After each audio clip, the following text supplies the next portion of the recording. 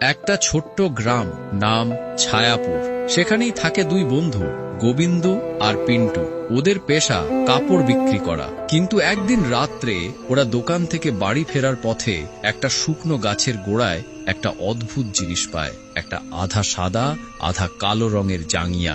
গোবিন্দ ভাবে, এটা তো একদম নতুন, বিক্রি করলে ভালো দাম পাবো মাইরি। কিন্তু পিন্টুর জাঙ্গিয়াটা খুবই ভালো লেগেছে। পিন্টু গোবিন্দকে বলল, এটা বিক্রি করবো না রে ভাই, তুই তো জানিস আমার একটাই জাঙ্গিয়া, দিনে দুবেলা করে পড়ি। এই জাঙ্গিয়াটা না হয় আমিই রেখে দিলাম ভাই। গোবিন্দ হাসতে হাসতে বলল, আচ্ছা ভাই, বুঝেছি, জাঙ্গিয়াটা তুই রাখ, তোকেই মানাবে ভালো। রাত নামলো। সেই রাতে পিন্টু মজা করে জাঙ্গিয়াটা পরে ঘুমিয়ে গেল। কিন্তু রাত 12টা বাজতেই হঠাৎ ঘরে শুকনো বাতাস বইতে শুরু করলো। দরজা নিজে থেকেই বন্ধ হয়ে গেল।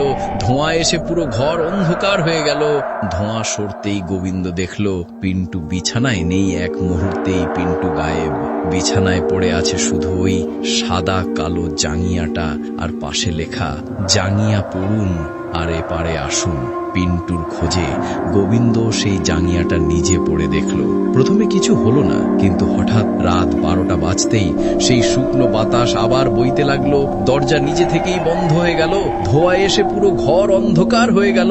ধীরে ধীরে অন্ধকার কাটতেই গোবিন্দ দেখল একটা ভুতুড়ে মহল, পাশে শ্মশান, শ্মশানে অনেক শুকনো মরা গাছ, আর সেই গাছের ডালে ঝুলছে সেই জাঙ্গিয়ার মতো দেখতে অনেকগুলো জাঙ্গিয়া।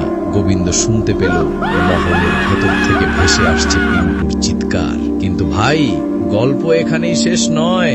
আগামী পার্টে জানবে কে বানিয়েছিল সেই রহস্যময় জাঙ্গিয়া, আর জাঙ্গিয়া পড়তেই কেন গায়েব হয়ে যাচ্ছে একটা জলজান্ত মানুষ।